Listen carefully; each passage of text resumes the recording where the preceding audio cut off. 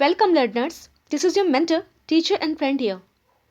आज की वीडियो में हम एक्सरसाइज को सॉल्व करेंगे जो है रेन मार्टिन से एक्सरसाइज नंबर 36। टॉपिक होने वाला है वर्ब का, जिसमें हम ट्रांजिटिव और इनट्रांजिटिव वर्ब को आइडेंटिफाई करेंगे। Okay, let's start. Okay, start करने से पहले एक चीज़ हम आपको रिमाइंड करा दें। जो ट्रांजिटिव इनट्रांजिटिव वर्ब्स होते हैं ना, अगर हमने इन्हें हिंदी में पढ़ा हो, अकर्मक और सकर्मक क्रिया ये वही होते हैं। ठीक है, तो ट्रांजिटिव को कहते हैं सकर्मक क्रिया और इनट्रांजिटिव को कहते हैं अकर्मक क्रिया। ठीक है, होता क्या है कि जैसे हम हिंदी में पढ़ते हैं अकर्मक सकर्मक, वही ट्रांजिटिव और इनट्रांजिटिव है। चलिए एक डिफिनेशन एक लाइन में मैं आपको बता देती हूँ। जैसे हम ट्रांजिटिव को कह सकते हैं कि अ transitive verb is a verb that denotes an action which passes over from the doer or subject to an object। कहने का मतलब ट्रांजिटिव वर्ब वो वर्ब होता है ना जो एक्शन, किसका एक्शन, जो डूअर का यानी सब्जेक्ट का जो एक्शन होता है वो जो ऑब्जेक्ट होता है, ऑब्जेक्ट के ऊपर जो एक्शन होता है वो पास ओवर करे।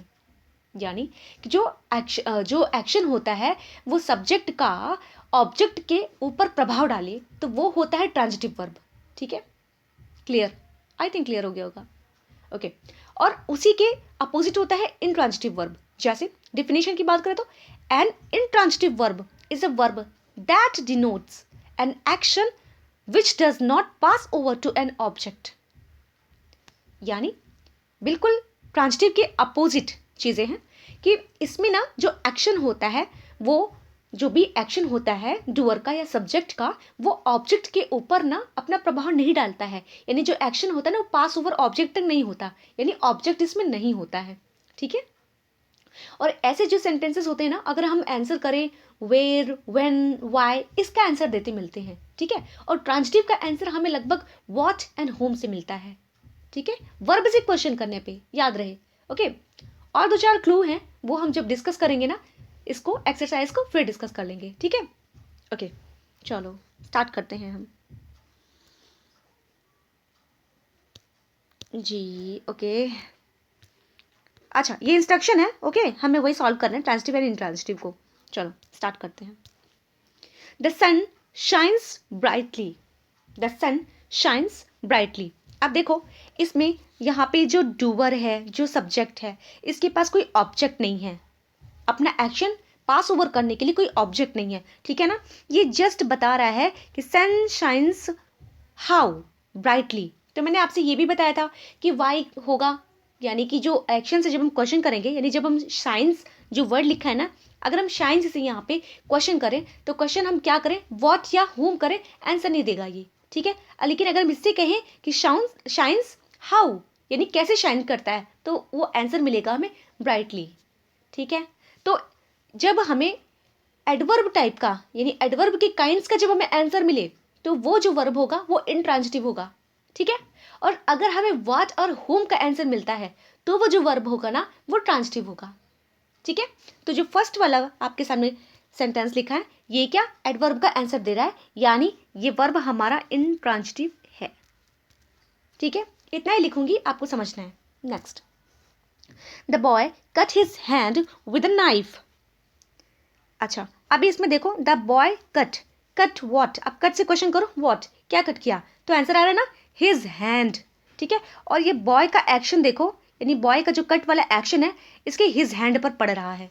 ठीक है, और ये जो विद अ नाइफ है ना, ये तो हैंड को डिस्क्राइब करने के लिए आ रहा है, वो भी हम पढ़ेंगे बाद में समटाइम। ठीक है, चलो जब हम कॉम्प्लीमेंट वगैरह डिस्कस करेंगे। ओके, तो ये जो वर्ब है ना, ये जो वर्ब है ये ट्रांजिटिव वर्ब है। ये देखो मैं लिख देती हूँ TR, इतना समझना है आपको। Now next, the clock stopped this morning. Clock stopped what, what का आंसर नहीं आया, दिस मॉर्निंग नहीं, व्हेन से आंसर करो फिर मिलेगा कि स्टॉप्ड कब रुकी, दिस मॉर्निंग, यानी एडवर्ब का आंसर। तो ये हमारा ट्रांजिटिव वर्ब नहीं हो सकता, ये हो गया हमारा इनट्रांजिटिव वर्ब। ठीक है, नाउ नेक्स्ट फोर्थ वाला, फोर्थ वाले पे देखो, the police man blue his whistle. अब ये जो वर्ब है ना, ढूंढो कहाँ है वर्ब, ब्लू, ब्लू। तो द पुलिस मैन ने क्या ब्लू किया, अब व्हाट से आंसर किया ना हमने ब्लू का, ब्लू व्हाट, तो इसने बोला हिज विसल, यानी ये जो वर्ब है ये है हमारा ट्रांजिटिव वर्ब। ठीक है, now next, the sun rises in the east. अभी क्वेश्चन करो वर्ब से, वर्ब ढूंढो, राइज, राइजेस। ठीक है, इससे पूछो what, the sun rises what, what का आंसर नहीं दे पाएगा ये। अगर जबरदस्ती नहीं निकालेंगे तो कुछ ना कुछ निकाल ही देगा, लेकिन जबरदस्ती मत निकालिएगा। ठीक है, the sun rises in the east, तो अभी ये व्हेन का आंसर दे रहा है ना कि कब, या मतलब कहाँ पे, इन द ईस्ट कहाँ पे उगता है। तो देखो एडवर्ब का आंसर मिला, तो इस वजह से ये इंट्रांजिटिव वर्ब है। ठीक है, चलो next, an old beggar stood by the gate. तो चलो सिक्स्थ वाले में क्या है, सिक्स्थ वाले में भी अभी व्हाट से आंसर करो, आंसर नहीं दे पाएगा ये। ठीक है ना, यानी अभी इससे पूछो हाउ या वेयर का आंसर, तब बता पाएगा ये। ठीक है, an old beggar stood by the gate, कहाँ खड़ा है, बाय द गेट, तो ये वेयर का आंसर दे रहा है, तो इस वजह से ये ट्रांजिटिव नहीं है, ये इंट्रांजिटिव है। ठीक है,